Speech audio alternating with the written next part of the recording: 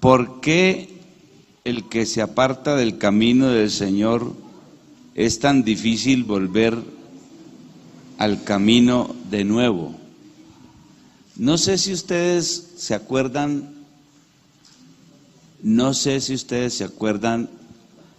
de la enseñanza de la zarza. Yo la di aquí en el culto de doctrina.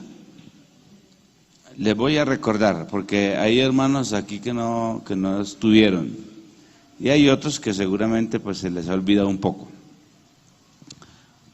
La pregunta es interesante, porque dice, ¿por qué el que se aparta del camino del Señor es tan difícil volver al camino de nuevo? La respuesta está en la Biblia. Se pusieron a atender la respuesta mía y se quedaron quietos, mira. Están como atentos, ¿no? ¿Esa pregunta es buena o no? Está muy interesante. Uy, hermano, hermano John, ¿por qué está tan apartado, hermano?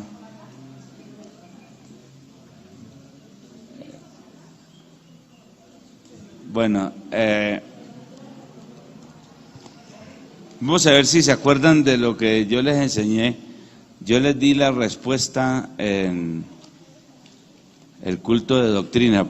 Ese culto de doctrina sí que es importante, ¿no, hermanos? Muy importante ese culto. Porque es que ahí se recibe una cantidad de respuestas a las incógnitas. Muy interesante. Anoche había una asistencia impresionante, ¿no?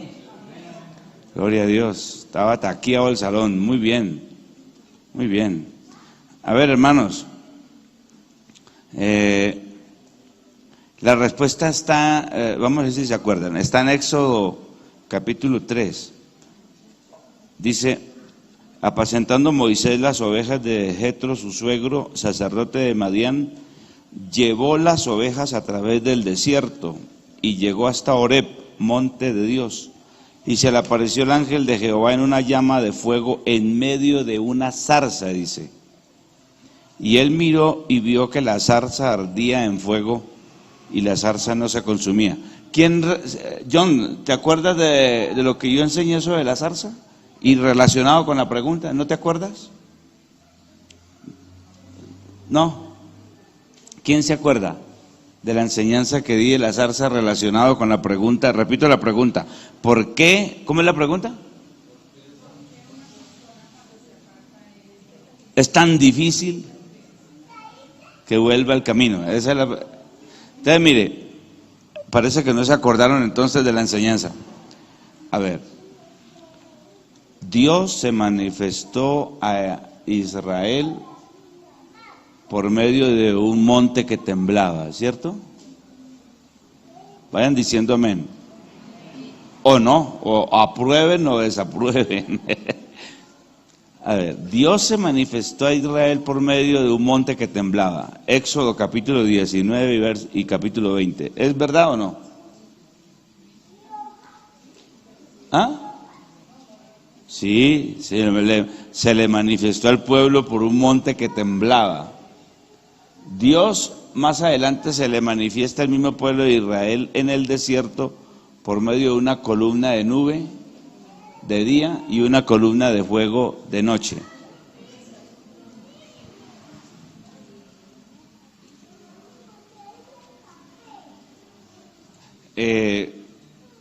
Dios se le manifestó a Jacob en el capítulo 32 de Génesis por medio de un ángel que luchó con él hasta el alba. ¿Recuerdan? Dios se le manifestó a Balaam por medio de una burra. ¿Se acuerdan? Bien. Ok. Entonces la pregunta es, ¿por qué Dios no se le apareció a Moisés por medio de un monte que temblaba o por medio de una columna de nube de día o una columna de fuego o un ángel como se le apareció a Jacob? ¿Por qué? ¿Por qué tenía que ser por una zarza? Y ahí viene relacionado lo difícil que es después de descarriarse volver al camino, como dice la pregunta. ¿Por qué? Vea, la Biblia enseña que cuando José fue vendido por sus hermanos, lo recogieron unos mercaderes de Egipto, se lo llevaron, lo empleó como esclavo, como un oficial de Faraón llamado Potifar, y después la mujer de Potifar se enamora de José. Era un joven, dice la Biblia, que era hermoso en su semblante, y la mujer se enamoró de José. La Biblia dice que esa mujer, como José no le hizo caso a sus insinuaciones, la Biblia dice que aquella mujer lo acusó de que él la había violado, con una prueba que quedó en su mano. ¿Qué prueba tenía? La túnica, correcto. Y se la dijo, mire, aquí está la prueba. Entonces lo acusaron, al ver la prueba, lo mandaron a la cárcel, estaba esperando ser muerto, lo iban a decapitar. Pero ahí en la cárcel Dios le mostró un sueño que a la vez Faraón no pudo interpretar, y a Faraón se le fue el sueño y no pudo. Entonces, como él había interpretado 2 sueños del panadero y el copero de Faraón y le habían salido ciertos,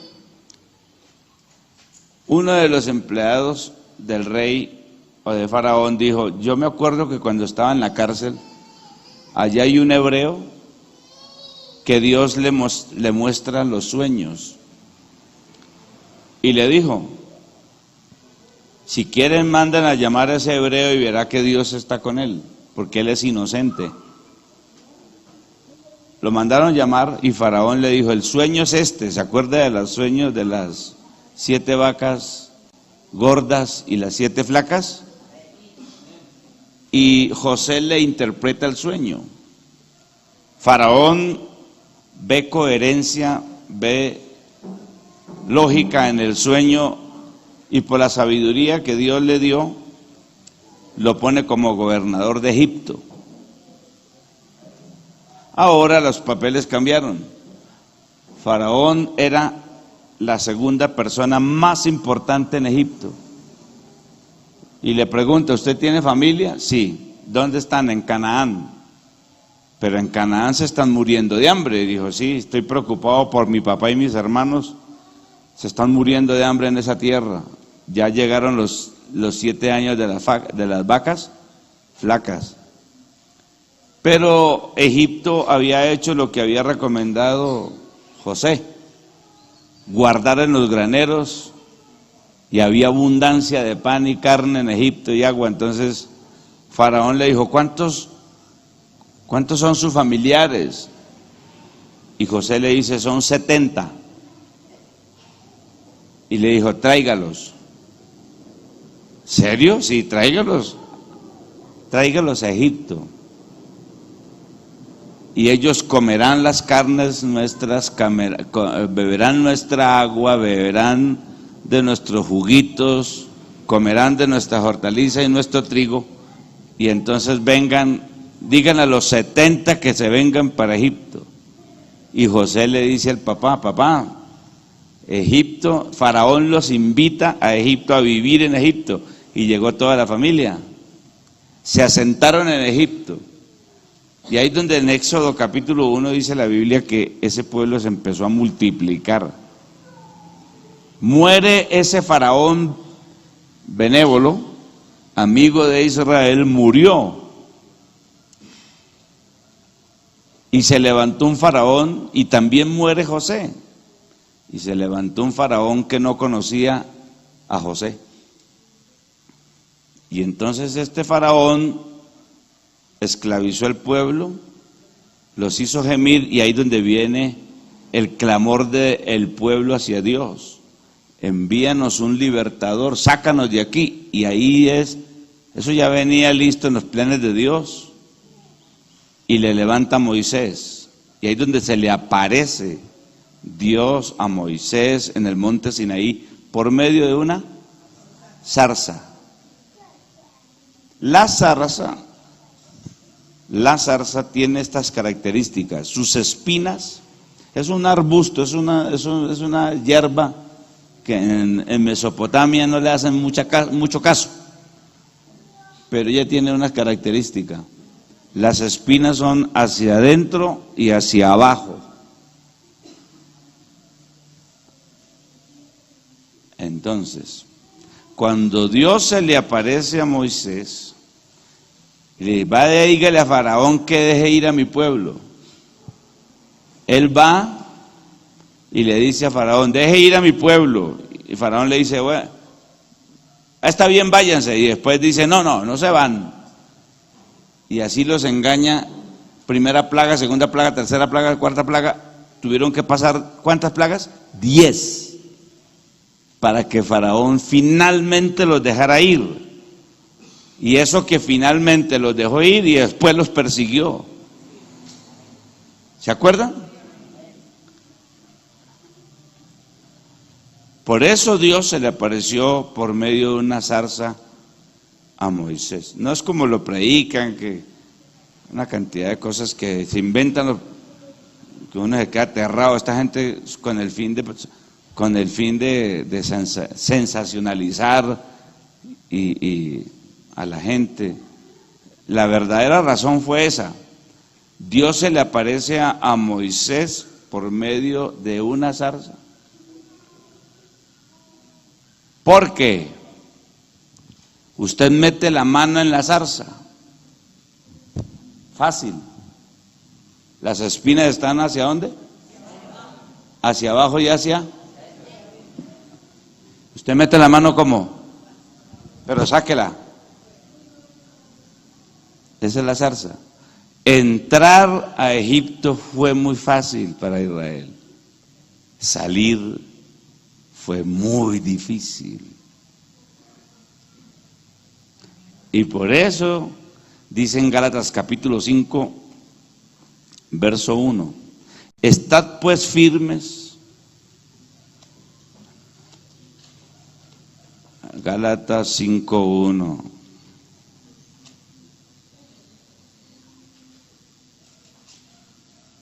Estad pues firmes en la libertad con que Cristo nos hizo libres, y no estéis otra vez sujetos al yugo de esclavitud. ¿Entrar a Egipto fue difícil o fácil? Diría muy fácil. Y salir, entrar al mundo es muy fácil. Salir del mundo es muy difícil. Amén. Segunda pregunta. ¿Es malo mimar, consentir mucho a los niños? Ahí la misma pregunta lo dice la respuesta. Dios nos consiente como a sus hijos. Pero la Biblia dice que el muchacho consentido es vergüenza de su madre. Dios nos consiente, pero la misma pregunta dice mucho, o sea, en exceso. Uno sí debe mimar a sus hijos, porque Dios nos mima a nosotros. ¿O a usted no lo ha consentido Dios? Somos consentidos del Señor. Él nos mima. Por ejemplo, mire este mimo. Con amor eterno te he amado. ¿Eso no es un mimo? Por lo tanto, te prolongué mi misericordia. Las misericordias del Señor son nuevas cada mañana. Pedid y se os dará. Buscad y hallaréis. Llamad y se os abrirá, porque el que pide recibe, al que llama se le oye. Es decir, Dios nos mima. ¿O no nos mima el Señor? La Biblia enseña que él recostaba a Juan en su pecho. Se le recostaba.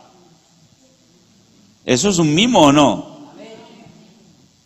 Pero cuando él sacó la correa, les dio duro en el templo y les dijo, si no os arrepentís, todos pereceréis igualmente. Los acariciaba, pero también les daba correa, les dio duro. Entonces Dios tiene la medida perfecta. Él nos consiente, pero también nos castiga. No es todo consentimiento, ni es todo castigo. Dios tiene la medida perfecta. La Biblia enseña que consentir al muchacho demasiado eso termina en problemas. La Biblia enseña, por ejemplo, que José cometió un error y Jacob cometió un error y ese error que cometió Jacob produjo la destrucción de esa familia. ¿Por qué? Porque la Biblia dice, porque él amaba más a José que a sus hermanos. O sea, José era el niño mimado, consentido en exceso por el viejo Jacob. Y eso produjo, ¿qué produjo? Produjo envidia. Y la envidia se transforma finalmente en odio. A ver, eso tiene etapas. Primero, las preferencias causan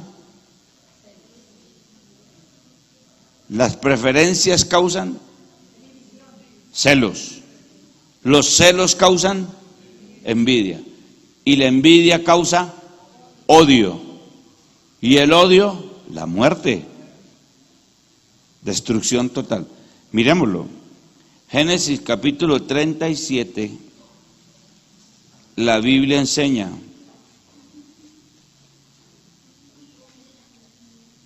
Génesis. De una vez les digo, preguntas que yo no sé responder, ahí la dejo. Y le digo, hermano, yo no sé eso, pero, amén. De una vez lo voy a advertir para que va a tener que sacar una cita con quien yo no sé, pero si hay preguntas ahí que yo no sé, yo le digo de una vez, yo no sé, hermano. A ver, Génesis 37, habitó Jacob en la tierra donde había morado su padre, en la tierra de Canaán. Esta es la historia de la familia de Jacob.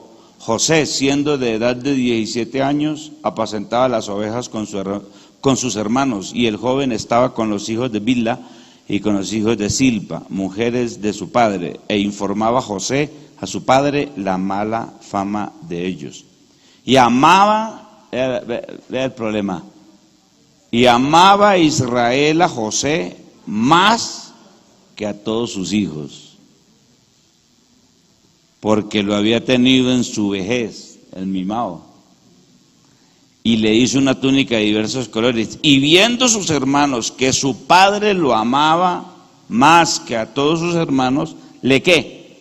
Le aborrecían y no podían hablarle pacíficamente. O sea que era a base de gritos, lo gritaban, porque cuando una persona grita a otro así como, es porque hay una causa. Hay algo, no le puede hablar pacíficamente. Está exacerbado su ánimo. Hay problemas ahí. Entonces, en síntesis, ¿Dios nos mima o no nos mima? ¿Dios nos consiente o no nos consiente? ¿Pero en exceso? No. Entonces la misma pregunta dice, ¿es malo mimar, consentir mucho a los niños? Es malo. La respuesta es malo.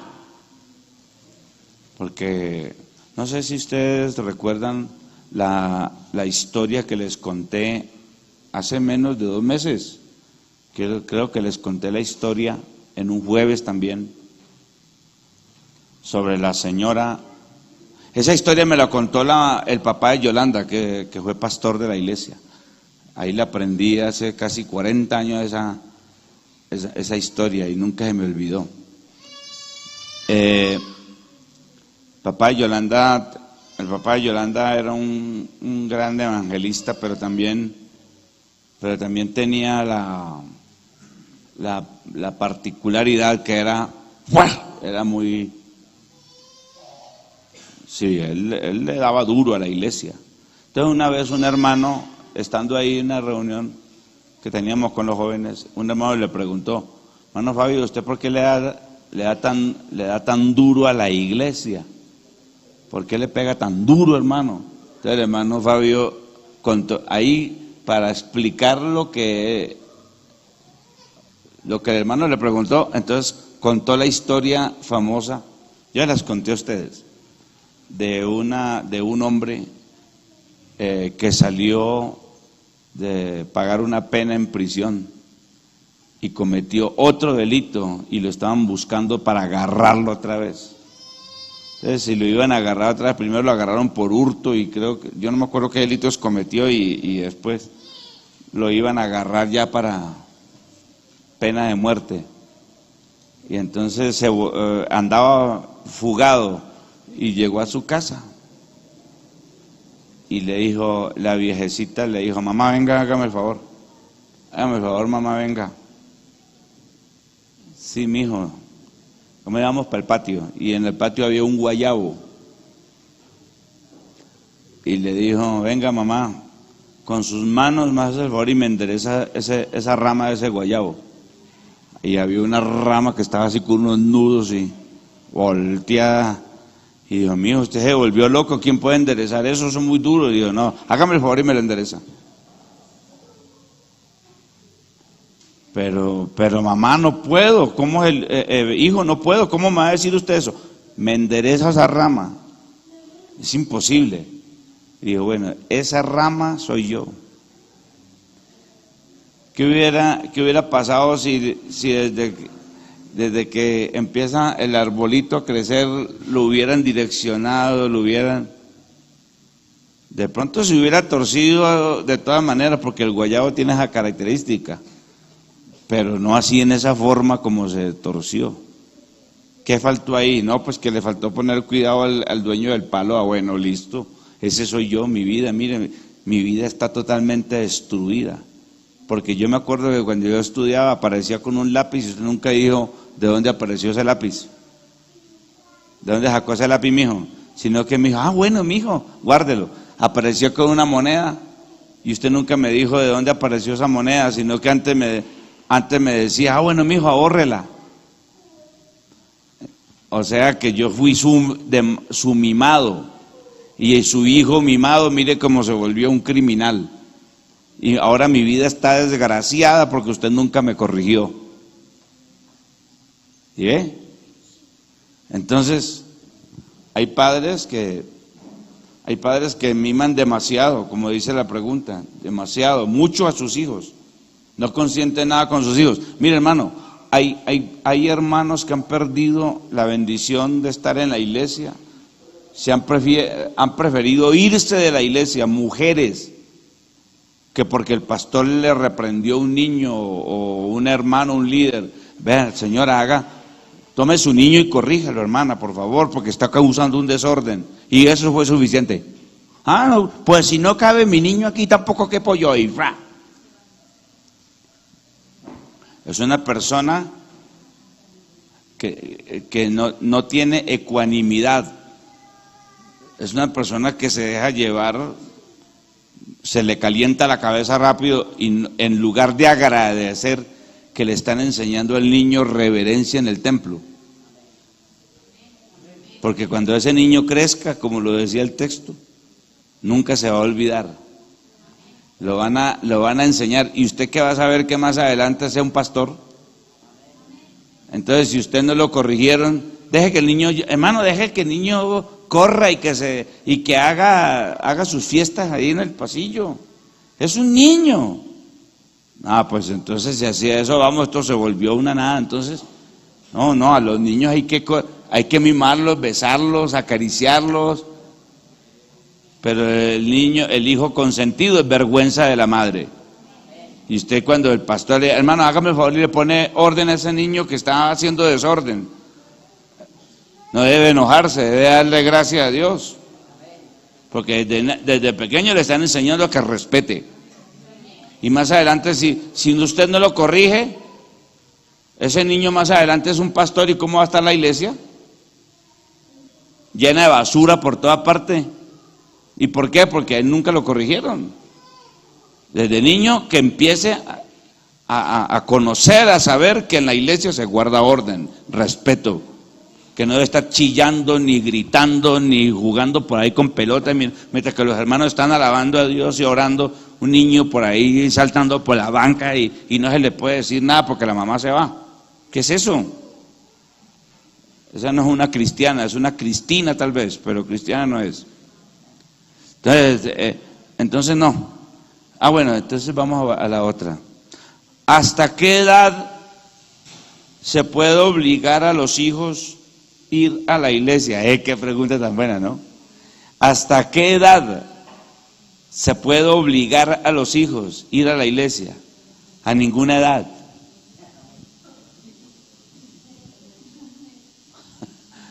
A ninguna edad, porque si usted empieza desde niño, que porque es un niño y tiene que estar ahí al lado, que tiene que, vamos para el culto.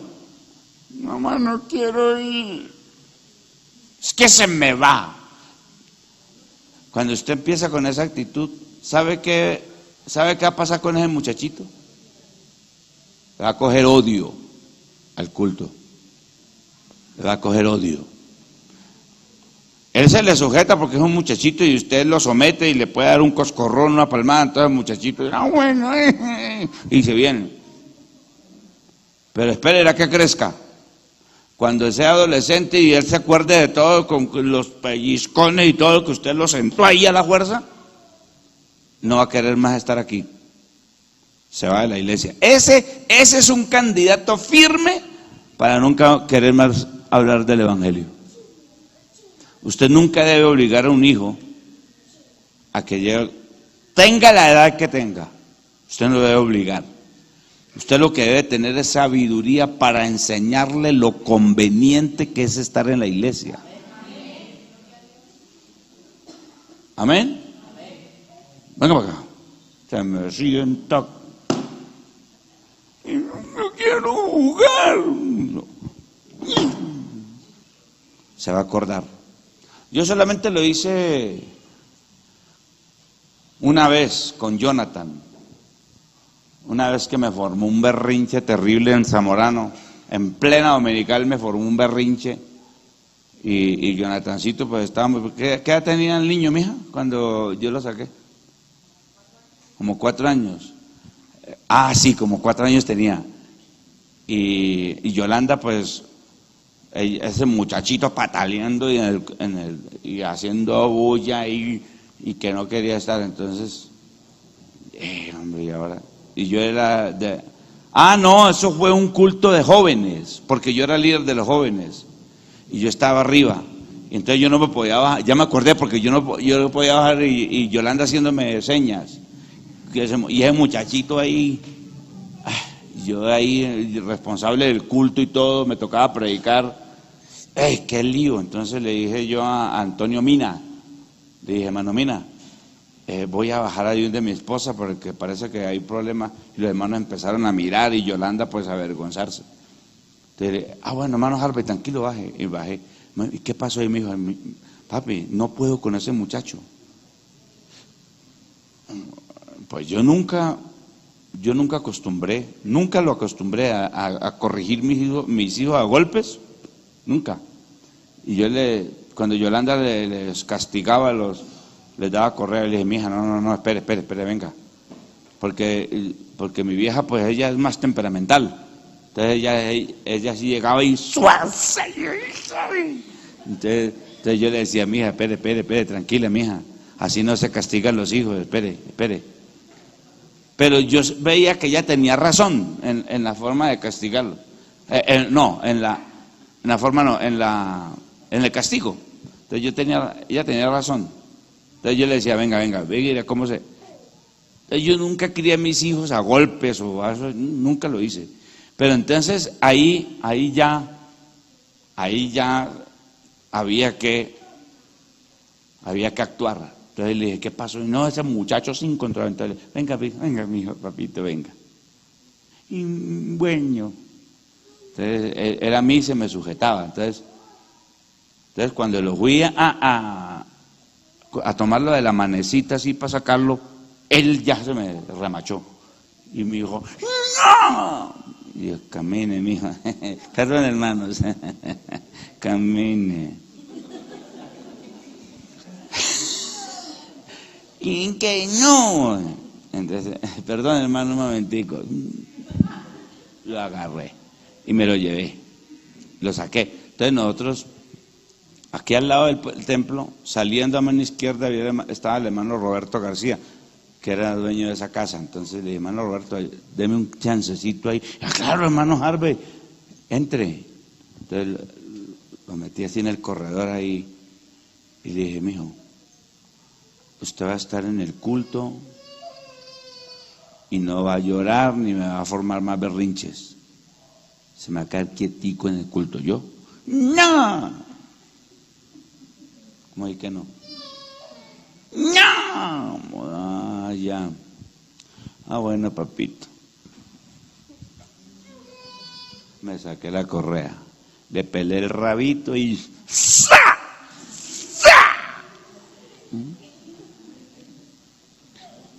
La próxima vez que me hagas un desorden en el culto, ya no te doy 2, te doy 4 de esos. Bueno, camino, vamos para allá. Sube los pantalones, pum, le subí los pantaloncitos. Camine, papito. Dios les bendiga, hermanos. Sonría, mijo, sonría. Y nunca jamás. Se puede decir, mire cómo es la vida, se puede decir, de mis hijos, aparte, porque Janiel pues tiene su cargo de alabanza, pero de mis hijos, el que más viene al culto es Jonathan.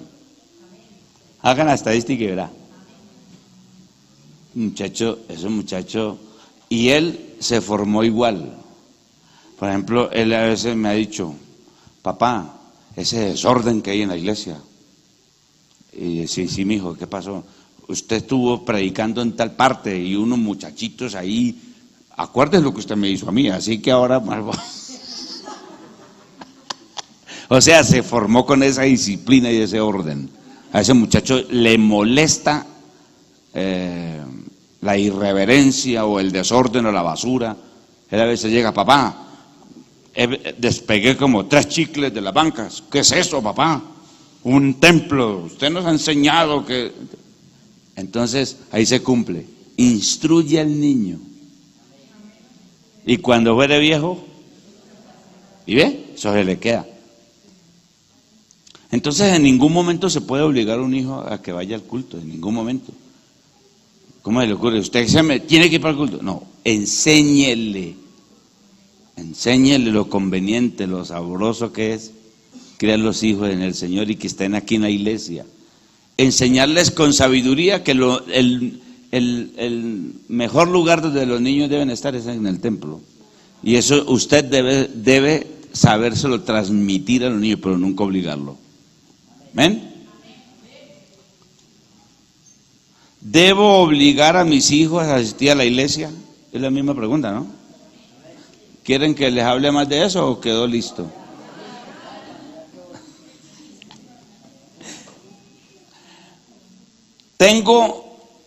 Primero leo porque de pronto hay una pregunta como rara. Momentico.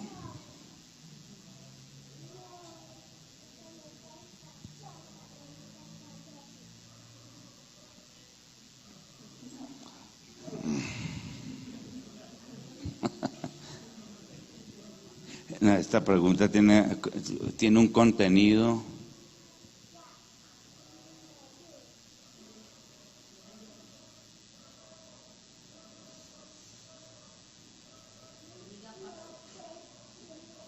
No, se puede porque no tiene términos. Sí, se puede. Tengo mis hijos apartados del camino del Señor y viven con sus compañeras en unión libre. Me preocupa la situación. Tengo mis hijos apartados del camino del Señor y viven con sus compañeras en unión libre. Bueno, si viven con sus compañeras son gente adulta, no supongo. Es lo normal. Y están apartados del camino. Esa situación le preocupa. Le debe preocupar a cualquier padre.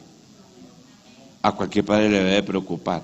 Pero ¿qué puede hacer un padre que tiene a sus hijos, una mamá que tiene a sus hijos apartados y vive en unión libre con sus cónyuges? ¿Qué puede hacer ahí? ¿Qué se puede hacer? La Biblia dice, si Jehová no edifica la casa, en vano trabajan los que la edifican. Son hijos, pero usted no, volvemos a estas dos preguntas, usted no le puede obligar que vaya a la iglesia. Lo único que hay que hacer ahí, que le aconsejo, es clamar al Señor por ellos. Que el Señor haga la obra y Dios, hermano, vea, es que esto me da pie para, esta pregunta me da pie para decir algo que tiene que estar relacionado con esta palabra obligación. A ver, hermano, y con el texto que yo le anuncié, si Jehová no edifica la casa, ese texto lo aplico yo mucho, porque es que nosotros no estamos en una empresa, hermano. Hay gente que mira la iglesia como una empresa, el evangelio como una fábrica, como una industria. Y entonces, pues si estamos en una industria, el gerente da una orden y tiene que cumplirla, y no se va, el otro se va. Pero si un empleado comete una falta en una empresa y el gerente lo echa por esa falta, la pregunta es, ¿esa despedida de ese cliente corrigió la vida del tipo? Esa es la pregunta. Se lo va a poner un tipo más fuerte. Un tipo mata a otro en la esquina. Lo agarró la policía. Lo llevaron a pagar una pena. Homicidio agravado. Hoy en día da como 40 años. Y el tipo llegó allá a la cárcel, ¿se corrigió? Esa es la pregunta que le hago. ¿Se corrigió? Hay altas posibilidades, porque no son todos. Hay una altísima posibilidad que ese cliente se vuelva peor allá. Hay una altísima posibilidad que esa persona, lógicamente no en todos, algunos se han regenerado y por buen comportamiento les han rebajado la pena y no vuelvo a hacer eso y ya. Pero hay otros que no, allá se volvieron juez, mejor dicho, lo peor. Entonces, ¿qué quiero decirle? Que las medidas peyorativas no corrigen a nadie. Tiene que hacer esto, tiene que hacer lo otro, tiene que ir a la iglesia. Ese evangelio, por ejemplo, en este caso, que los hijos están descarriados y que viven con sus concubinas. Tembló allí, mire que usted puede caer en ese temblor. Mataron otro allí, mire que usted lo puede matar. Que el hijo de otro por allá que estaba también descarriado le cayó una volqueta encima y lo despedazó. Vuelva al Señor que usted... Ese evangelio así no produce, se ha comprobado que no produce resultados. Porque es un evangelio de poder, de terror. Es un evangelio de terror, de miedo. No haga esto porque le cortan la mano, no haga esto. Mire, en Arabia Saudita, a los ladrones, un ladrón que se robe un celular, ¿sabe qué le hacen? ¿No sabe cuál es la pena? Primero que le hacen, la mano. le cortan la mano en Arabia Saudita.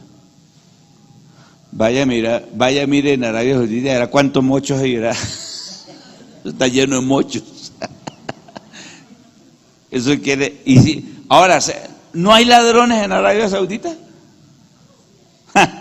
Hermano, en Medina, Arabia, donde está la tumba de Mahoma, hay calles peligrosísimas allá los árabes, donde usted le dice, no se meta por ahí porque lo atracan. Entonces, ¿por qué? ¿De qué sirvió que le cortaban la mano? ¿Ah? Y en China, escúcheme bien, en China, por yo no sé cuántas kilos de cocaína que le incauten, es pena de muerte. Pena de muerte en China. Pena de muerte. ¿Y por qué siguen llevando cocaína a China? ¿No es que hay pena de muerte? ¿Y por qué la siguen llevando? Lo que le quiero demostrar con eso es que las medidas preventivas para obligar a una persona a hacer una cosa buena no le van a servir. Un muchacho que sea desordenado, un muchacho que vive en tales condiciones de desorden, de inmoralidad, usted lo agarra fuerte a patadas, a garrotazos, las posibilidades de que ese muchacho se corrija, no, de 1 a 10, 2. Y si se corrige, él se corrige por miedo que usted no le pegue otro garrotazo, pero no por convicción, no porque sienta hacerlo. Entonces ahí se cumple el texto. Si Jehová no edifica, en vano trabajan los que la edifican la casa. Una persona de estas que está descarriada y que vive en concubinato con unas mujeres, no se va a convertir al Señor porque usted le diga que se cayeron, hubo un terremoto, que se cayó la Torre Colpatria, que se está tragando la tierra a la gente. Él llega en el momento y viene a la iglesia y dice, ay sí, no quiero que me traiga la tierra, y se viene. Ay pastor, ya me bautíceme a mí que yo no quiero que me aplaste ese edificio. Y cuando se le acaba el miedo, ¿qué va a hacer? Allá vuelve otra vez. Entonces el evangelio no se predica para sembrarle miedo a la gente. Lo que primero, el texto más predicado a nivel mundial en toda la historia es Juan 3:16, porque de tal manera amó Dios al mundo. Cuando usted aprende a amar a Dios, a usted no necesita que lo obliguen. Amén.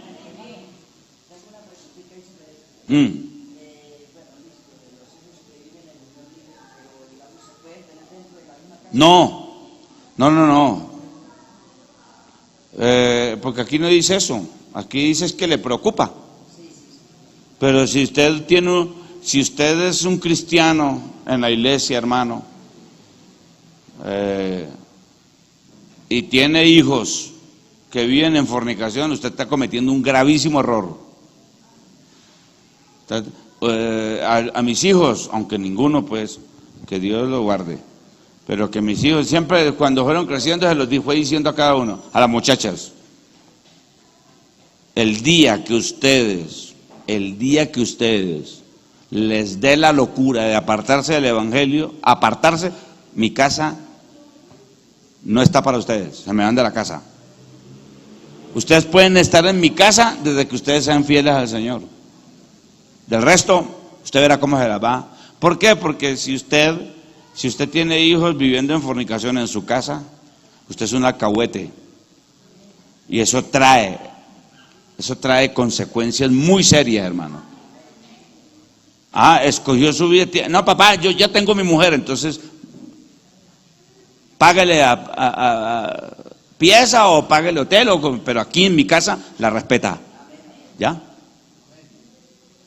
El hijo, pobrecito, entonces ¿por qué no el hijo, cuando vivió en unión libre no dijo usted, pobrecito mi papá que alaba a Dios? Eso sí no lo dijo. Entonces no, eligió su vida, verá cómo responde, pero mi casa me la respeta. ¿Amén o no? Sigamos. ¿Qué hacer? Primero la leo.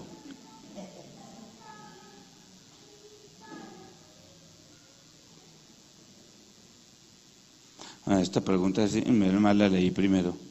Esta pregunta no la debo responder públicamente. Janet, mírala. Me gustaría responderle a este hermano o a esta hermana, no sé quién escribió. Me gustaría responderle personalmente, pero no así público porque hay aquí implicados menores de edad. No se debe responder públicamente.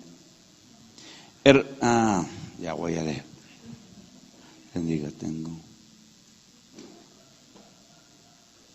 Bueno, hermano, Dios lo bendiga. Tengo 18 años orando al Señor para que mi esposo sea convertido y mis hijos, y no he visto respuesta. Está buena la pregunta.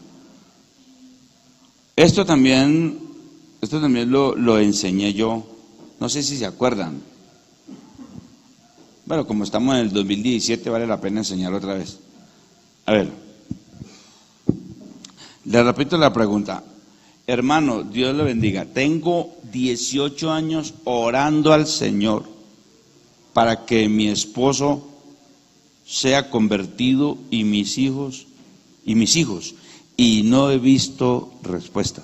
Aquí, este es el problema clásico, clasiquísimo, además pentecostalista, la pentecostalada, de creer, de tergiversar el texto de Hechos 16:31.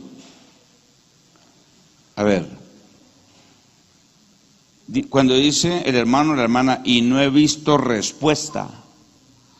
Bueno, si me preguntaran por qué alguien tiene una enfermedad y no ha sido sanado, o que iba a montar un negocio y no se ha podido porque no ha tenido capital, etcétera, etcétera, pues yo le respondería conforme es, pero dice, no he visto respuesta en cuanto al esposo y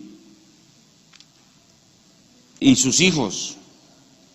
No ha visto respuesta que su esposo y sus hijos se conviertan al Señor, o sea que siguen en la misma. ¿Lleva cuántos años? 18 años orando al Señor. Yo le puedo decir una cosa, podrían pasar 36 años más. Podrían pasar fácilmente 36 años más y usted va a ver a su esposo y a sus hijos en las mismas. ¿Así por qué? ¿Así por qué? Vuelvo y le digo, esta es la clásica situación de la pentecostalada que tomaron en Hechos 16:31, cuando dice, cree en el Señor Jesucristo y serás salvo tú y tu casa. Entonces, tomaron ese texto y lo interpretaron y así lo enseñaron. Escúcheme bien, es impresionante. Yo he predicado, se puede decir que en todo el país, y es impresionante cómo se regó esa enseñanza por todo Colombia. O sea, estoy hablando que en la costa, Chocó, Urabá, los llanos, allá en la frontera con Venezuela, abajo Putumayo, Amazonas, todo eso, Cali, mi tierra, todo eso, piensan, esa enseñanza se regó por toda parte. Y hay textos en las convenciones, ese es uno de los textos más vendidos en las convenciones, Hechos 16:31, cree en el Señor Jesucristo y serás salvo tú y tu casa. Y lo enseñaron así, eso se quedó así. ¿Qué le quieren decir esa enseñanza? Que usted, como le pasa a esta hermana, que usted se convierte al Señor, que usted crea en el Señor Jesucristo y que téngalo por seguro que sus hijos, su esposo, su abuelito, su primo, todos se van a ir convirtiendo al Señor, porque está la promesa ahí. Error gravísimo. Sí que hemos tenido problemas con esto a nivel nacional. Hemos tenido problemas terribles. Porque han visto también familias Le voy a decir una familia famosa en el Valle, a los Aguado. Primero comenzó el hermano Nelson Aguado y después empezaron a convertir todos los Aguados, Margarita, todos. Entonces los Aguados resultaron ser como 40 que bautizó el hermano Noel. A ver, otra familia famosa que yo haya visto así, grande. La de los Soto, la familia Soto en Palmira. Yo evangelicé a Diego Soto. El hermano Octavio lo bautizó cuando yo era profesor de taekwondo en el Cárdenas. Él era el gerente de la compañía. Lo contraté como gerente. Y ahí como gerente y todo empecé a evangelizarlo y el muchacho creyó. Era un administrador de empresas. Toda familia católica, el papá es juez de la República y todo eso. Y empieza ese muchacho a tener esas luchas con la hermana Gloria, con Milena, con todo eso. Hoy en día es una familia, los Soto. Los Soto son, yo creo que su mamá. Diego me hizo una cuenta una vez, que eran ya como 80. O sea que, entonces, si usted toma el texto de Hechos 16:31, en esas familias que le acabo de decir se cumpliría. Pero no es porque sea una promesa de Dios, eso ya lo enseñé. También enseñé eso. Ahí no hay ninguna promesa que Dios le va a salvar a su familia que porque usted creyó. No sé si recuerdan esa enseñanza. Oye, ¿por qué siempre pregunto la enseñanza y no se acuerda nadie? Dios mío, ¿será que esto está como preocupante?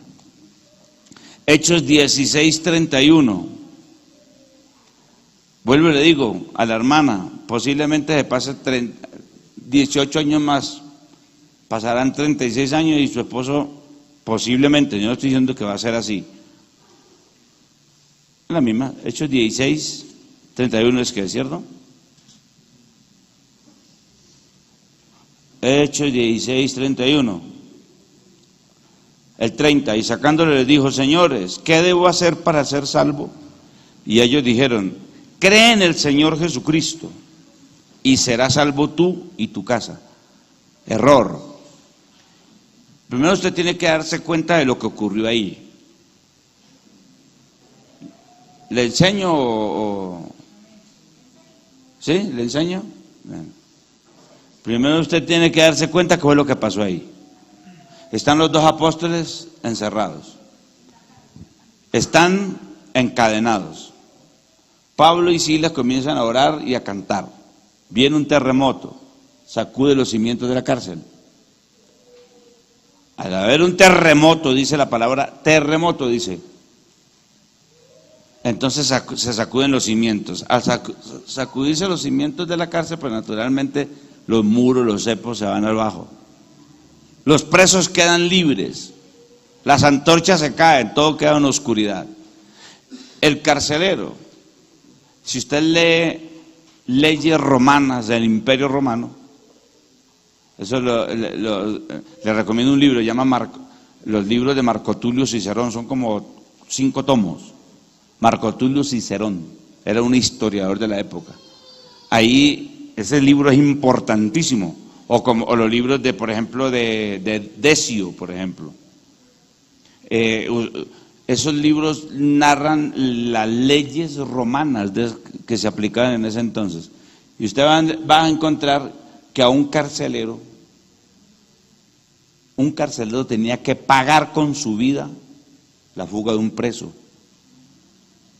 O sea, no solamente el carcelero pagaba, sino para que la gente tuviera un escarmiento, el Imperio Romano ordenaba desterrar toda la familia del carcelero. O sea, no solamente lo agarraban a él y lo hacían pagar, sino que toda la familia del carcelero, que era responsable de la cárcel de los presos, lo desterraban y lo dejaban morir. Tuviera niño, lo que sea, el Imperio Romano era inclemente. Entonces, cuando la Biblia dice que el carcelero, al ver ese terremoto y revisar inmediatamente las celdas, No ve los presos ahí. La oscuridad, las cadenas las ve en el piso. Entonces, ¿qué piensa él? Se me volaron. Y la Biblia dice que tomó una espada y se iba a suicidar, se iba a matar. Así dice la Biblia, se iba a matar. Cuando él se va a matar, se iba a echar sobre su espada. Pablo gritó: espere, espere, no se haga ningún mal, pues todos estamos aquí. Así le dijo.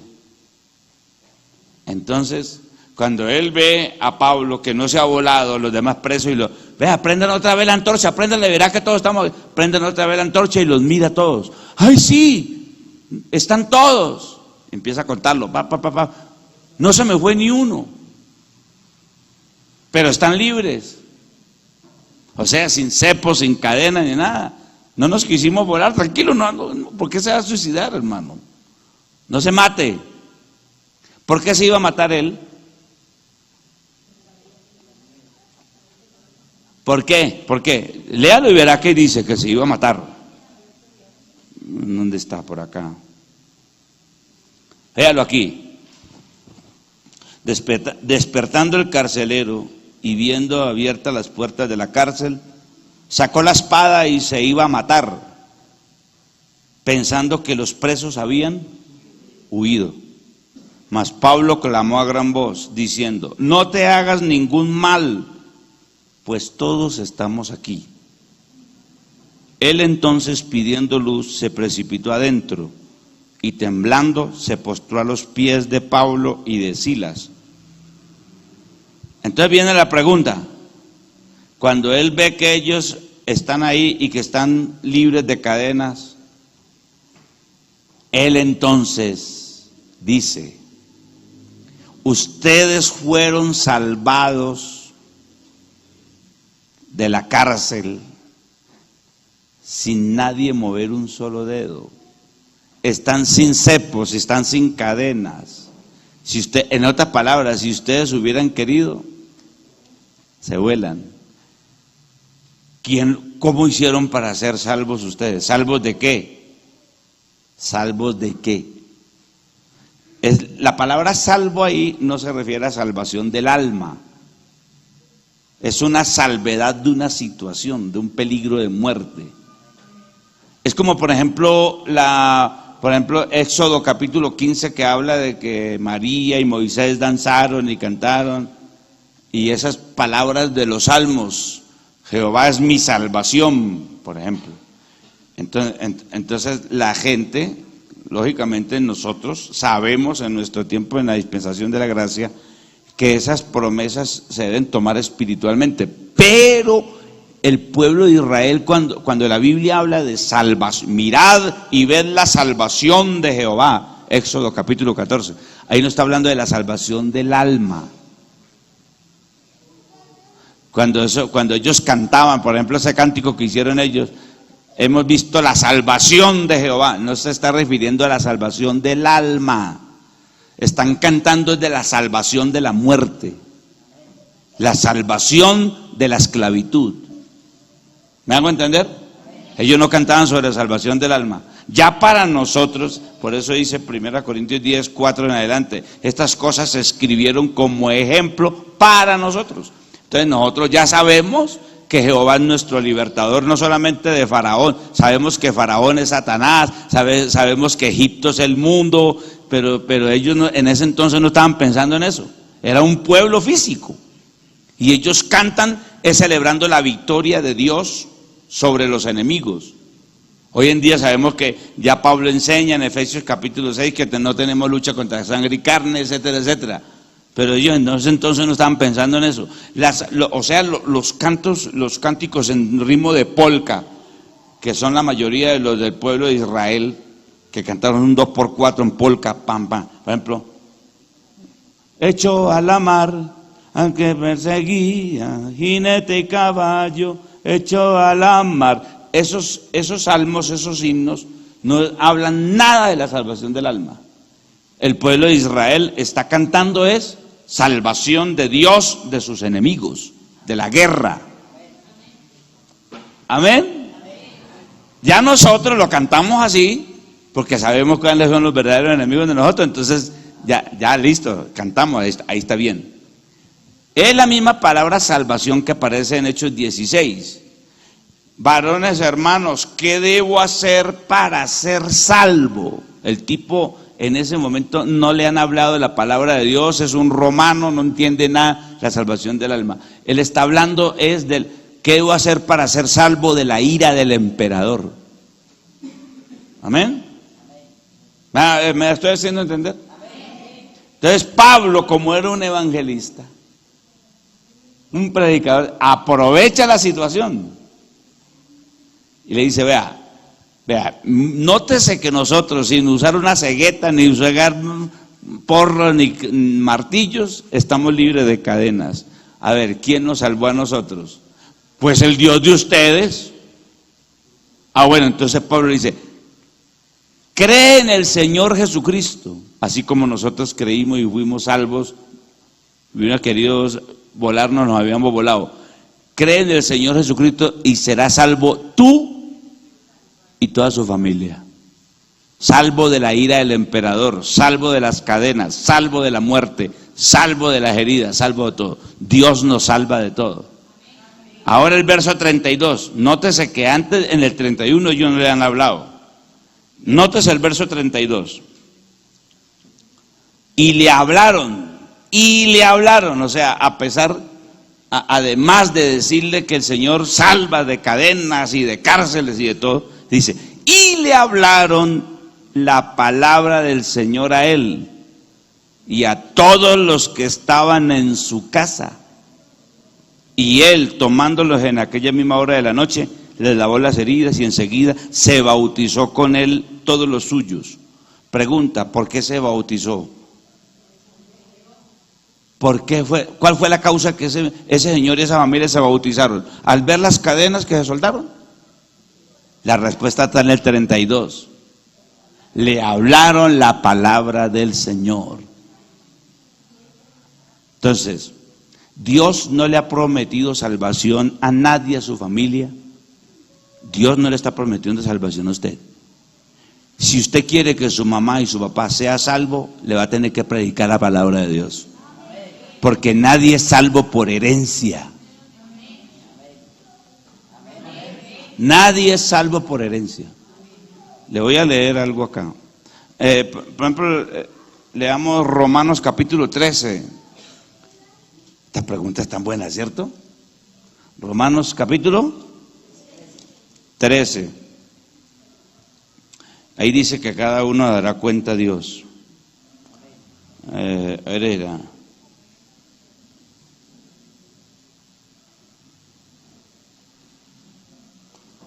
Ayúdenme a buscarlo. Romanos 13.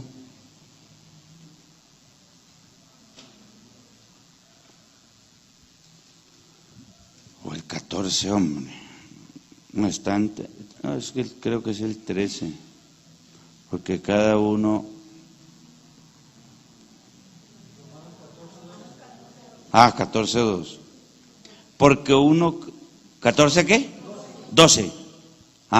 De manera, ese es, gracias hermano. De manera que cada uno de nosotros, forma individual, cada uno de nosotros dará a Dios cuenta de sí. Que usted se hizo bautizar, si usted creyó y entonces de una vez por derecho ya su mamá, o su papá, su abuelo, su hijo, ya está, y será salvo tú y su casa. No, señor, si usted no les predica y ellos no se arrepienten, se van para el infierno todos. O sea, la salvación no es por herencia, acuérdense de eso. La salvación no es por herencia. Amén. Usted puede tener una familia, lo que sea. Ese problema de la hermana Liliana Solanilla. Mami, ¿no te acuerdas de ese lío que se nos formó cuando yo era pastor en Usaquén? Que, bueno, el lío conmigo no fue con el lío del pastor de la central. Ella era una abogada. Y eso se formó ese problema con el hermano Ezequiel Otálvaro, que era el pastor de la central de Bogotá, y nosotros éramos pastores en Usaquén. Problema terrible problema. Resulta que la hermana consiguió casa ahí en Teusaquillo. Entonces, hermano, conseguí casa en Teusaquillo. Y le digo, pues hermana, si es por distancia, le corresponde asistir a la central. Váyase para allá. Yo bauticé a la hermana Liliana Los Solanilla. Y se fue. Bueno, hermano Harvey, habló, digo, tranquila que yo hablo con el hermano Ezequiel para que la reciba. Llamé a Ezequiel, oiga hermano Ezequiel, ahí llega una abogada que vive ahí a 2 cuadras del templo, entonces él le queda muy lejos su saquén. Entonces, para que la reciba, bueno hermano, listo, y la recibió, y pasaban los días, como 1 año y medio tal vez. Cuando de un momento a otro llegó a la casa, triste, derrotada, derrumbada. ¿Qué le pasó a hermana Liliana? No, hermano, que vengo a hablar con usted. Mi papá murió. Don Gonzalo murió. Sí, él murió. Ay, hermano. ¿Y cuánto hace que murió? Hace 8 días lo enterramos. ¿Cómo así? O sea que usted está de duelo, mi hermanita. Ay, hermana, cuánto lamento que don Gonzalo, porque yo alcancé a hablar con él. Él no se hizo bautizar. Pues para eso es que vengo a buscarlo, hermano. A ver, dígame, ¿para qué soy bueno? Y me dijo, hermano, usted sabe que soy abogada y nosotros los abogados nos pegamos de la letra chiquitica. Así que yo hablé con mi pastor de la central y me salió con una respuesta que, bueno, yo la analicé, pero yo quiero que usted, que fue que me bautizó, me dé la respuesta, hermano. A ver, ¿qué es? Me dijo, mi papá se condenó, sí o no. Así me fue diciendo. Y ¿usted por qué me hace esa pregunta? Y me dijo, porque en la central me enseñaron Hechos 16:31. A mí me enseñaron que eso es una promesa de Dios. Cree en el Señor Jesucristo y serás salvo tú y tu casa. Mi papá murió sin bautizarse. Entonces la pregunta es, si esa respuesta es así como me la dieron en la central, mi papá es salvo. Porque ahí está el texto, ahí está la promesa. Entonces se puso a llorar, apenas recordó el papá de don Gonzalo, se puso a llorar. Y yo no pienso que mi papá está en el infierno, hermano. Respóndame, hermano Harvey. Le dije, no, yo no le voy a decir que sí o que no. Venga dentro de 8 meses y le doy la respuesta. Pero ¿por qué No, yo ahora no le voy a decir nada. Ni le voy a decir que se condenó, ni le voy a decir que se salvó. En 8 meses a partir de hoy, cuéntelos y viene. Y se fue como brava, porque yo no le quise contestar, y se fue. Bueno, pasaron los 8 meses, a mí se me ha olvidado. Todo se me olvidó cuando a los 8 meses. Hermano Harvey ya me visitó, fue en la iglesia. Hermana Liliana, Dios le bendiga, hermano. Hoy se cumplieron los 8 meses. Y yo, ¿cuáles 8 meses? Usted me dijo hace 8 meses que viniera. Y los 8 meses se cumplen hoy domingo.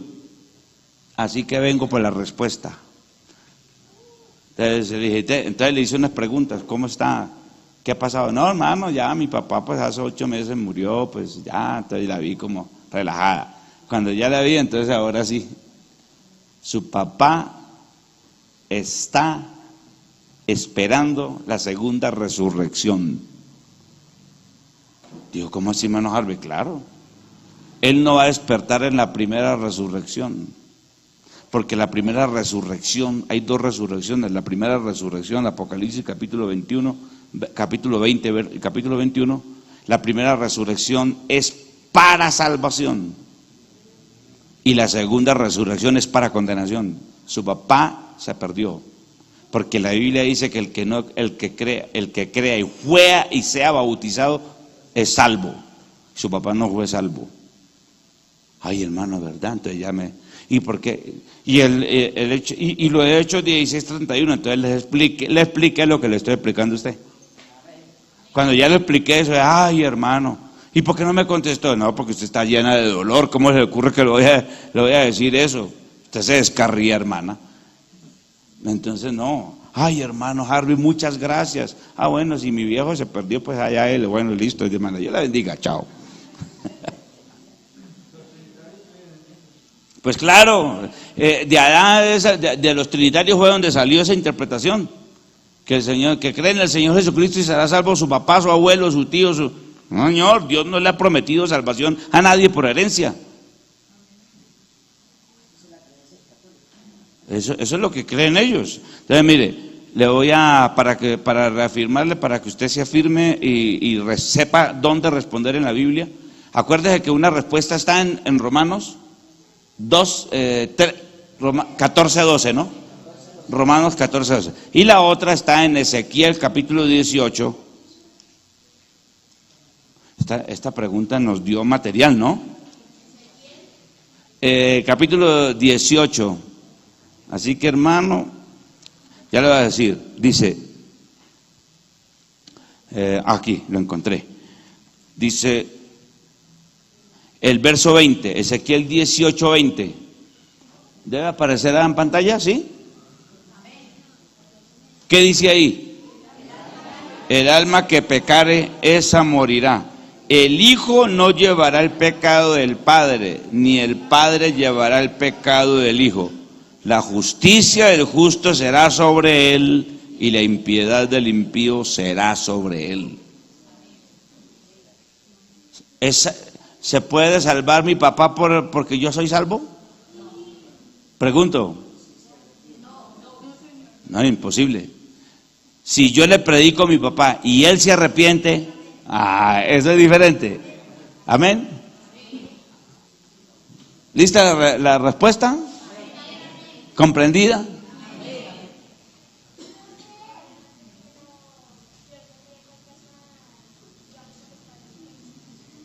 No, eso es lo que acabamos de leer. El Padre no llevará el pecado del Hijo, ni el Hijo llevará el pecado del Padre. Y lo que leímos en Romanos 14:12, cada uno dará cuenta a Dios de sí. O sea, con mucho gusto. O sea que su papá no puede dar cuenta a Dios de usted, ni el hijo del papá. Cada uno. Verá cómo se las entiende. Porque hay familias numerosas que se convirtieron, sencillo, porque el que primero se bautizó les habló a todos y dio buen testimonio. Porque esa es otra. Ahora, usted no puede meter a la fuerza al hermano o a la hermana. Usted no puede, yo lo he predicado, no trate de meter a la fuerza al reino de los cielos a nadie. Por eso dice, quedó escrito en Génesis capítulo 19. Creo que es el verso 12, Carlitos, creo que es Génesis 19:12, creo yo que es ese. Vamos a ver si es ese. Génesis 19, ¿qué es lo que le dije? 19, no, el 19:17, 19:17 de Génesis. ¿Qué dice? Cuando los hubieron llevado fuera dijeron, escapa por la vida de quién. Escapa por tu vida, no mires tras ti, ni pares en toda esta llanura. Escapa al monte, no sea que perezcas. Su papá no puede ser salvo porque usted es salvo. Ni yo soy salvo porque mi mamá es salva. Escape por su vida, mi hermano. ¿Amén o no? ¿Quedó claro? Bueno. Tenemos pregunta en internet. ¿Qué pregunta es? Pregunta María Rueda. Sí. ¿Es necesario ser sellado para servir en el altar? Sí, es necesario. La Biblia enseña que para partir el pan y servir en el culto levítico tenía que ser ungido con aceite de olivas. La Biblia enseña en Romanos 9 que el olivo principal es Jesucristo, es Dios. El olivo tenía que ser machacado y dice en Levítico, aceite de olivas machacadas. El olivo tenía que ser machacado en el Calvario, por eso dice, Él fue molido por nuestros pecados. Al Jesucristo ser machacado, literalmente en la cruz del Calvario, tenía que ser así para que después en el aposento alto saliera aceite de ese olivo. Ese aceite es tipo del Espíritu Santo, que sella y llena la vida para facultar a una persona con la unción del Señor para que hable con autoridad la palabra de Dios. Por lo tanto, el que sirve en el altar debe ser bautizado con el don del Espíritu Santo. Esa es la respuesta. Amén. Esta pregunta: ¿una persona puede ser salva sin ser bautizado? La respuesta es lógica. No, no puede ser salva, porque la Biblia dice en Marcos 16:16 o 16:15: id por todo el mundo y predicad el evangelio a toda criatura. El que creyere y fuere bautizado será salvo, mas el que no creyere, quiere decir, ojo con ese pedacito ahí, mas el que no creyere será condenado. Quiere decir que el que no se bautiza porque no cree será condenado. Y dos, la Biblia enseña en Hechos capítulo 2, versos 37-38: al oír esto se compungieron de corazón y dijeron a Pedro y a los demás apóstoles: varones hermanos, ¿qué haremos? ¿Para qué? Ahí sí, no se refiere a una cárcel, se refiere a la salvación del alma. Y dice, y Pedro les dijo: arrepentíos y bautícese cada uno de vosotros para perdón de los pecados. Si no se bautiza, entonces los pecados fueron perdonados. No. Entonces, por lo tanto, la Biblia dice en Apocalipsis 21 que no entrará en esa ciudad cosa inmunda. Se necesita el bautismo, que es tipo de la muerte, sepultura y resurrección de Jesucristo, para que andemos en vida nueva, para poder ser salvos. Entonces, y la Biblia dice, primera de Pedro 3:21, dice, el bautismo que corresponde a esto ahora nos salva, no quitando las inmundicias de la carne, sino como la aspiración de una buena conciencia hacia Dios por la resurrección de Jesucristo. Claro, mi hermano querido.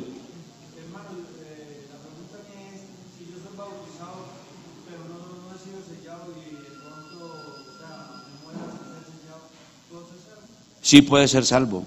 El sellamiento, eso ya lo enseñé aquí en la iglesia, que una cosa es la obra del Espíritu Santo y otra cosa es la llenura del Espíritu Santo. Pero eso es un tema que quiero deleitarme sacándole todos los pedacitos en una dominical, porque es un problema también a nivel nacional. Bueno, listo. El hermano César, el hermano Gabriel, perdón.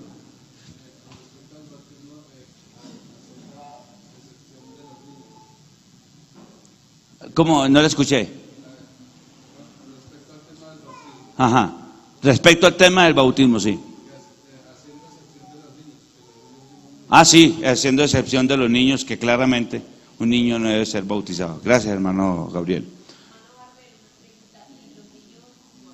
Vamos con estas, que están haciendo fila acá. Dice, ¿por qué? No, ¿verdad que hay que leer primero? Porque cuando uno... ¿Por qué cuando uno fue? Esta pregunta está como rara, no entiendo. ¿Por qué cuando uno ¿Por qué cuando uno fue sellado con el Espíritu, cuando se reconcilia no siente el Espíritu Santo? Ya. A ver, ese es el problema por el cual muchos hijos miran fotos, mira una foto y tiene los ojos así o así, y mira al papá y dice, papá, yo fui regalado, ¿cierto? Porque mi hijo me dice, porque yo no me parezco a usted. O sea que tiene que mirarse en un espejo, tiene que parecerse, sentir que es hijo para que sea hijo. El tener la seguridad de ser lleno del Espíritu Santo no quiere decir que usted sienta el Espíritu Santo. Si usted se reconcilia y no siente el Espíritu de Dios, pero fue sellado, nadie en la cabeza, nadie, ni el mismo diablo tiene por qué hacerlo dudar que es un hijo de Dios. Fue sellado y la Biblia no dice que el que sienta, tengo que sentir algo, un desespero, qué sé yo, para poder yo decir fui sellado o no. Es lo mismo que ser hijo. Yo soy hijo de mi papá, pues, sí, mi mamá. Sí, listo, yo soy hijo ya, ¿qué? No me parezco a mi mamá. Mi mamá era negrita, entonces yo no soy hijo de ella. ¿Tengo que sentir que soy hijo de ella? No.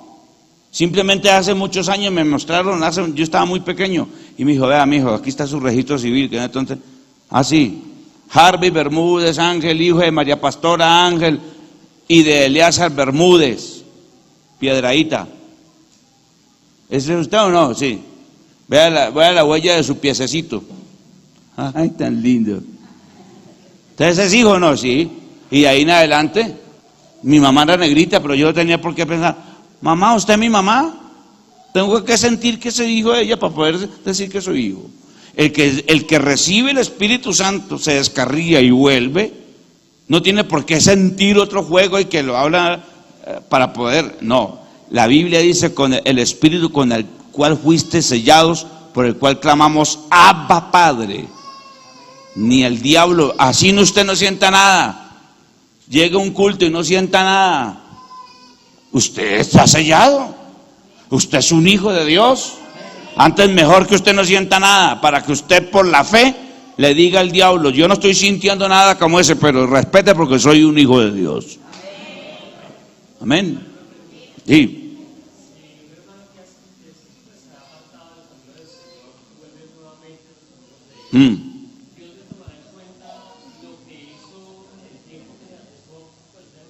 No, hermano. La Biblia enseña lo contrario, mi hermano querido. La Biblia enseña todo lo contrario. La Biblia enseña que cuando el viejo despidió al joven y que le dijo, hágamelo ahora y me va a dar la parte de la herencia, se fue. Y la Biblia dice que lapidó todos sus bienes, viviendo en lejanas tierras, comió con los cerdos y todo eso. Y volvió en sí. Y cuando volvió, la Biblia enseña que el papá lo vio desde lejos y fue movido a misericordia, dice la palabra. Lucas capítulo 15. Y cuando lo vio de lejos, el otro que se había criado con él, ahí lo dejó tirado al otro. Y se fue a abrazar a su hijo, le dio un beso, le dio un anillo y dijo, vístanlo con lino fino y hagamos fiesta porque mi hijo que era perdido ha muerto. O sea que Dios le cobró todo lo que estuvo por allá. Nada, se le olvidó. Lo que más le importa a Dios, cuando Dios ve a alguien, un hijo de él, que llega a su templo, Dios en ese momento no le está mirando todo lo que hizo allá. A Dios lo que le importa es que su hijo volvió. Amén. Y por eso dicen Hebreos, y no me acordaré más de sus pecados, dicen Hebreos.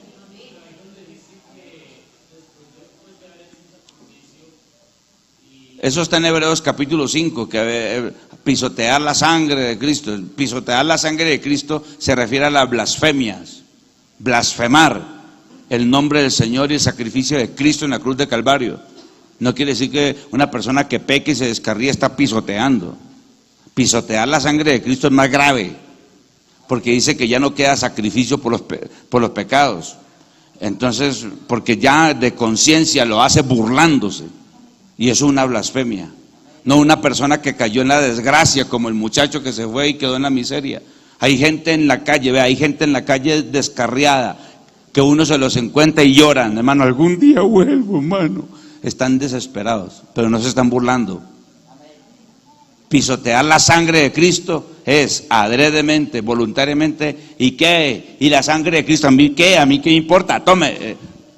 Eso es ese ya no queda sacrificio por los pecados, dicen Hebreos. Amén. Entonces, pisotear la sangre de Cristo es diferente a caer en un error y no volver a la iglesia. Eso es diferente. Vuelvo y le digo, hay gente en la calle descarriada que gimen y lloran día y noche queriendo volver porque están atrapados por algún vicio, una situación, alguna cosa, y ellos guardan la esperanza de volver y van a volver. Amén. Listo, sigamos. Bueno, este ya está aquí.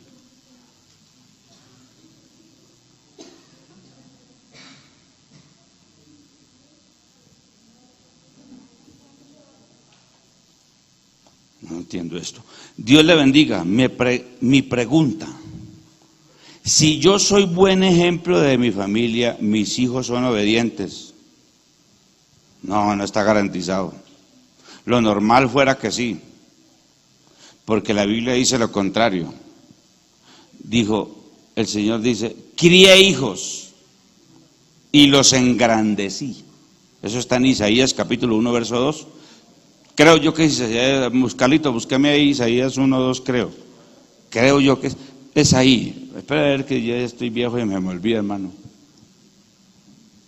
Así, aquí está, ya rejuvenecí.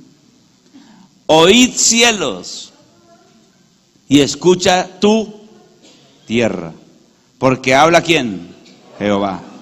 Crié hijos y los engrandecí, y ellos se rebelaron contra mí. Entonces, bajo esa premisa, bajo esta pregunta, nosotros tendríamos que ser un dechado de santidad en todo lo que hagamos, porque somos hijos de Dios. Entonces, ¿por qué nos portamos tan mal? El hecho de que alguien se porte mal delante de Dios, siendo hijo de Dios, que eso es lo que dice. Si yo soy buen ejemplo de mi familia, mis hijos son... dice, mis hijos son desobedientes. Claro, lo dijo bien. Porque el hecho de que usted sea un buen ejemplo no garantiza que sus hijos le sigan el buen ejemplo. Jesús dijo, ejemplo os he dado. ¿Y qué hicieron con él? Lo crucificaron. A Pedro todo lo que le enseñó, y lo primero que hizo fue cuando sepultaron al Señor, era ir o volver a pescar otra vez por allá desnudo, pescando en una barca. ¿Qué aprendió? Entonces, ser buen ejemplo no garantiza que alguien siga ese buen ejemplo. La Biblia está llena de ejemplos. Los hijos de Elí eran impíos y fornicaban en el templo, y él era el sumo sacerdote. ¿O no? El viejo David, ¿qué hizo? Mató a Urías, mandó matar a Urías. En el frente de batalla lo hizo matar, y se quedó con Betsabé, que fue la mamá de Salomón. Muéstreme en la Biblia cuándo Salomón mandó matar a alguien para poder quedarse con su mujer. No existe. Tuvo más de 700, pero no mandó a matar. Entonces, es decir, le estoy mostrando los dos ejemplos. El ser usted un mal ejemplo no garantiza en absoluto que sus hijos salgan criminales. No lo garantiza. Ni tampoco al contrario, que usted sea un buen ejemplo y sus hijos tienen que ser obedientes. Lo que sí le puedo hablar es de porcentajes, de posibilidades, factibilidades. Lo factible, lo más probable es que si una persona es ladrón, sus hijos salgan ladrones, pero no lo garantiza del todo. Hay personas viviendo en Ciudad Bolívar que sus padres fueron asesinos, están pagando condenas, y esos muchachos salieron adelante, son gente de bien. Eso está, el mundo está lleno de así ejemplos. Y también al contrario, hay pastores que han sido ejemplos en nuestra iglesia, pero ejemplos, maestros, y sus hijos son satanistas, son rockeros y hasta homosexuales. Y usted va a mirar la hoja de vida de esos pastores, intachable. Hermanos que nunca han dado nada que... Hermanos, un santo se puede decir que es un santo. Investigo su hoja de vida, intachable. ¿Y sus hijos cómo salieron? Lo peor. ¿Por qué? Porque volvemos a lo mismo. Si Jehová no edifica la casa, si el Señor, en otras palabras, si el Señor no hace la obra, la Biblia dice en el Salmo, vanas la fuerza del caballo para salvarse. O sea que el caballo no se puede salvar por sí mismo por mucha fuerza que tenga, ni está garantizado que sus potros sean pura sangre. Un potro se puede morir de desnutrición siendo su caballo, su papá, un pura sangre, se puede morir de nutrición. Entonces eso, lo que sí le reitero, es la factibilidad de que un hijo salga criminal son altas si su papá es un criminal. Eso sí es factible, pero no está seguro. Y es factible que siendo un buen hombre, un buen ejemplo, una buena mujer, sus hijas nunca cometan una inmoralidad. Pero tampoco está seguro. Hay hermanas, ejemplo en nuestra iglesia, ejemplo, y sus hijas resultan por ahí embarazadas, madres solteras. ¿Será que esa hermana le dio un mal ejemplo? Nunca le dio un mal ejemplo, pero sus hijas salió con otra cosa. ¿Y por qué sucede eso? Porque siempre se va a repetir lo mismo, cada uno dará cuenta a Dios. Dios no hace marionetas para manejarlos como Él quiere. Dios les respeta a sus hijos siempre libre albedrío. Si quisiereis y oyereis, recibiréis el bien de la tierra. Isaías 1, 19 y 20. Si no quisiereis ni oyereis, seréis destruidos a espada, porque Jehová lo ha dicho. Nosotros lo que tenemos que hacer es que ser buen ejemplo en lo que podamos. Que aquí salió buen ejemplo y los hijos salieron mal, pues les salieron así, pero yo no me muevo de aquí. Yo voy a ser buen ejemplo para mis hijos, para que más adelante, si es que ellos se desvían del camino, no me echen la culpa a mí. Amén.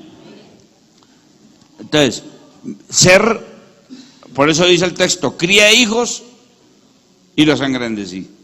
¿Y ellos qué? Se rebelaron contra mí. ¿Qué más ejemplo que Dios? Y mírelo cómo le pagaron, cómo salieron sus hijos. Amén.